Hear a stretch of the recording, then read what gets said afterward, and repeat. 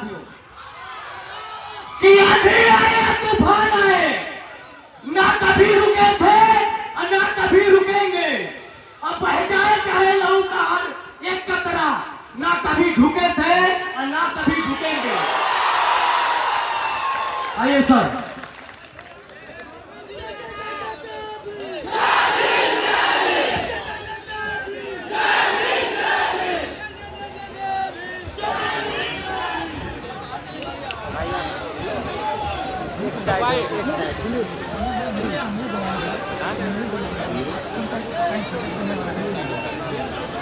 उस साइड जाओ, उधर कोने जाओ, कोने बना भाई बना रहा ना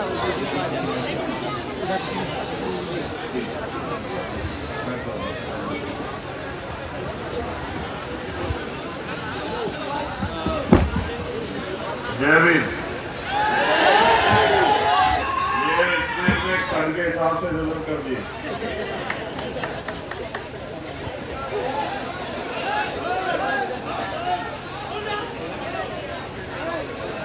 आप शांत हो जाओ। आजमगढ़ की ये सगड़ी विधानसभा, यहाँ उपस्थित भीम आर्मी, आजाद समाज पार्टी और बहुजन समाज के अन्य सभी संगठन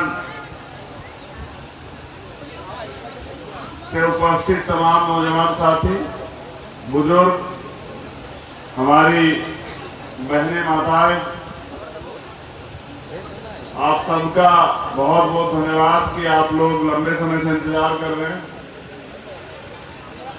मैंने अपने जीवन में ऐसी जनसभा नहीं देखी, पूर्ण रूप से प्राकृतिक जनसभा, पेड़ों के बीच में 2:15 बजे, जहां धूप बहुत अपने चरम पे है, लेकिन यहाँ धूप नहीं। तो मैं धन्यवाद देता हूं जिन लोगों ने चयन किया इस जगह का, उनका बहुत बहुत धन्यवाद कि सबका ख्याल रखा। अक्सर लोग नेताओं का ख्याल रखते हैं, उनके ऊपर टेंट होता है, आम जनता धूप में बैठी रहती है। तो यहाँ की कमेटी ने सबका ख्याल रखा, तो दोबारा से उनका धन्यवाद।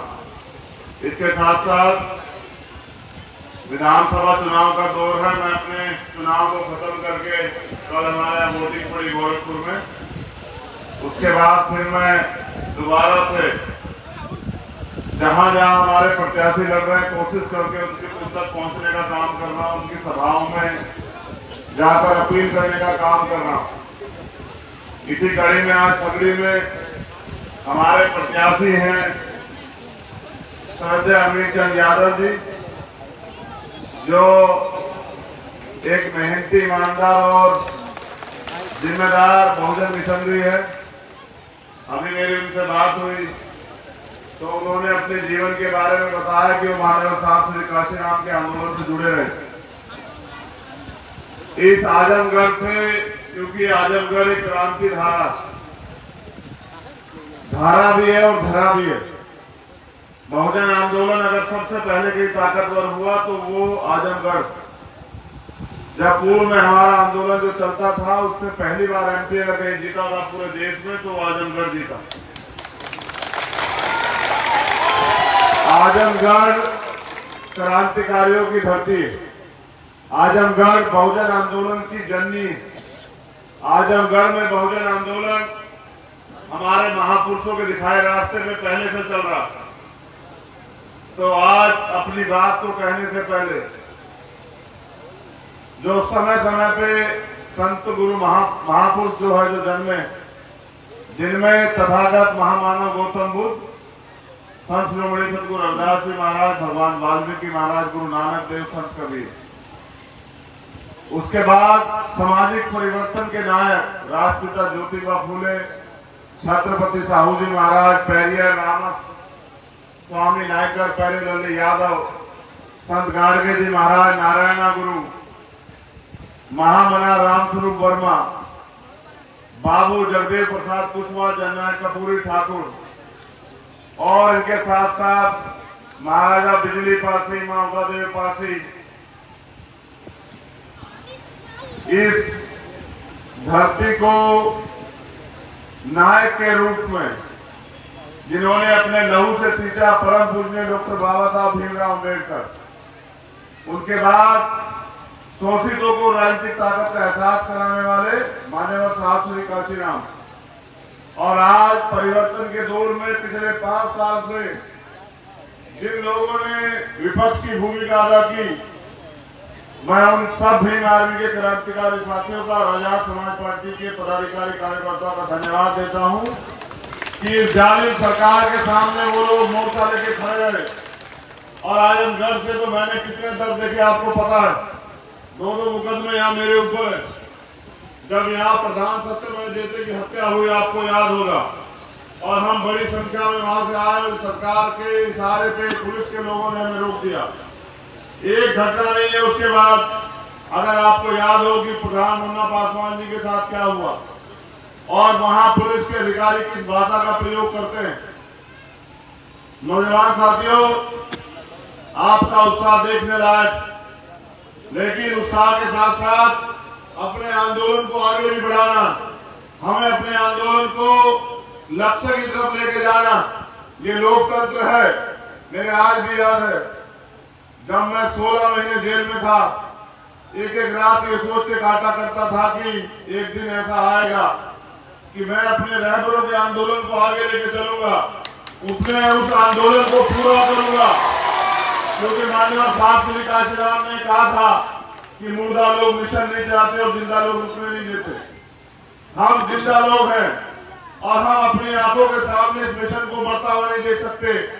ये आंदोलन शोषित वंचित वर्ग के लोग आंदोलन है, ये आंदोलन सताए गए लोग आंदोलन है, ये आंदोलन उन लोग आंदोलन है जो हाशिए पे लोग हैं। लेकिन कब तक वो लोग हाशिए में पड़े रहेंगे? 98% लोग इस राजनीति में पैसा कमाने, पावर अपने हाथ में लेने, गाड़ी बंगले बनाने के लिए, तमाम तरह से कंपनी फैक्ट्री लगाने के लिए राजनीति में घुसते हैं। लेकिन भीम आर्मी के लोग, आजाद समाज पार्टी के लोग, माननीय काशीराम साहब का जो आंदोलन था, सामाजिक परिवर्तन और आर्थिक मुक्ति का आंदोलन, उसको पूरा करने के लिए पिछले 5 साल से लगातार मुकदमे, जेल, आंधी तूफान में आंदोलन, तमाम तरह की परेशानियां झेल रहे हैं। मैं यहाँ के कार्यकर्ताओं का धन्यवाद देता हूँ, पदाधिकारियों का।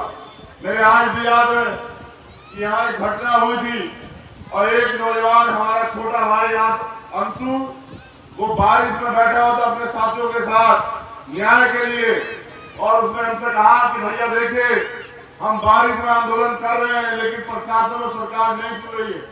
मैं बस आज आपसे कहना चाहता हूँ कि ये प्रशासन भी सुनेगा, ये सरकार भी सुनेगी। अगर आपने अपने बीच के व्यक्ति को विधानसभा में भेज दिया, आपकी आवाज सड़क से उठकर विधानसभा में चली गई, तो ये सब लोग सुनेंगे, क्योंकि ये लोकतंत्र है, इसमें जनता मालिक होती है। आपको तय करना पड़ेगा कि कब तक आप फर्जी रहनुमाओं के भरोसे रहोगे। बड़े बड़े पैसे वाले चुनाव के समय आपके बीच आएंगे, बड़ी बड़ी बातें करेंगे।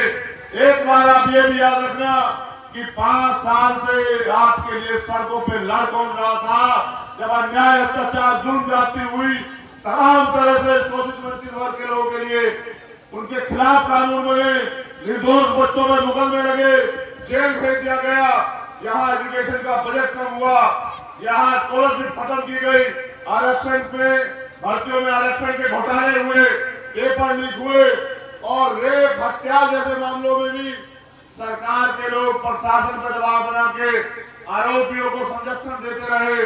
ऐ मेरे नौजवान साथियों, आज तक हमने कभी लड़ाई को कमजोर नहीं पड़ने दिया। अब लोकतंत्र का पर्व है, जिम्मेदारी आपके हाथ है। हमने इस लड़ाई को कमजोर नहीं छोड़ा, आप इस लड़ाई को कमजोर मत छोड़ना। आने वाले 2 से 3 दिन आपके पास है, 7 तारीख को आपके यहाँ वोट पड़ेंगे। अपने वोट को इस बार शोषित वंचित वर्ग की तरक्की के लिए माननीय अमित चंद यादव जी को डालकर, इनके चुनाव चिन्ह केसरी के निशान पर डालकर, मेरे और भीम आर्मी आजाद समाज पार्टी के हाथों को मजबूत करके हमें ताकत देना कि हम इस हुकूमत को, जो हमें आज भी इंसान नमक नहीं समझ पाई, उसको मुंह तोड़ जवाब दे सके और सदन के जरिए आपके लिए तरक्की के रास्तों पे चर्चा कर सके, कानून बनवा सके, वरना फिर आपको 5 साल इंतजार करना पड़ेगा। आज हमारे लड़ाई खुद से है, क्योंकि यहाँ ये लोकतंत्र में धन बल, बाहुबल, मीडिया बल, तमाम तरह से हमारे प्रत्याशी को कमजोर करने का काम किया जाएगा।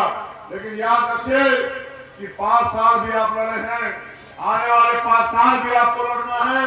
और अगर आप चाहते हैं कि आपके महापुरुषों का सपना पूरा हो, इस देश में समता, समानता, बंधुत्व, भाईचारे का दर्ज रहा जाए, कमजोर शोषित वर्ग के लोगों को बराबरी का अधिकार मिले, माताओं बहनों को सुरक्षा और सम्मान मिले, उनको भी तरक्की के अधिकार मिले, उनका भी सम्मान हो, कोई जाने उनकी तरफ आंख उठा के न देखे, तो आपको अपनी ताकत बनानी पड़ेगी, आपको अपने फैसले को मजबूत करना पड़ेगा।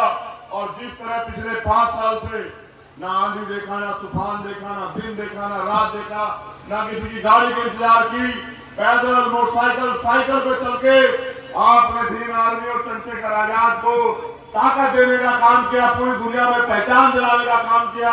मैं आपसे अपील करने आया हूँ कि चूकना मत। अगर चूक जाओगे तो फिर ये ताकतवर लोग कल आने वाले समय में जब आप अधिकारों के लिए सड़क पर निकलोगे, तो ये शासन प्रशासन के जरिए आपके अधिकारों को और आपको कुचलवाने का काम करेंगे। फैसला आपको लेना है। अगर आप चाहते हैं, अभी अमित चंद जी बोल रहे थे, वो बोलते बोलते उम्र की वजह से उनको जरूरत पड़ी पानी की, मैं सोच रहा था, बैठे बैठे मुस्कुरा रहा था, ऐसा ना हो कि ये मेरा समाज भी मेरा तब तक इंतजार करे जब तक मैं इस हालत में ना पहुंच जाऊं। जब मैं इस हालत में पहुंच जाऊंगा तो शायद अपनी मदद ना कर पाऊं, तुम्हारी तो क्या मदद करूंगा। अभी हम पे दम है, हम पे समय है और एक ऊर्जा है, जो ऊर्जा आप सब लोगों ने अपने त्याग बलिदान से दी है। मैं चाहता हूँ ऊर्जा कामयाब हो। मैं चाहता हूँ बाबा साहब अम्बेडकर, मानव काशीराम साहब का सपना पूरा हो। मैं चाहता हूँ महामना रामचंद्र वर्मा जी का सपना पूरा हो। और मैं चाहता हूँ कि शोषित वंचित समाज भी शासक समाज बने। मेरी आपसे अपील है कि 7 तारीख का दिन होगा और केंद्रीय चुनाव चिन्ह होगा। एक एक वोट केंद्रीय को दे डालकर इस शोषित वंचित समाज की आवाज को मजबूत करना, क्योंकि जिन दूसरे लोगों को आप देख रहे हैं आपके बराबर इधर से जो लोग जीत के जाएंगे, 5 साल उनको जनता ढूंढती मिलेगी, ना वो जनता के बीच आएंगे, ना जनता से उनको कोई मतलब है। वो व्यापार की राजनीति करते हैं, राजनीति में पैसा फूंक के और पैसा कमाने का काम करते हैं। अगर स्वाभिमान सम्मान की लड़ाई लड़नी है तो इस बार अपनी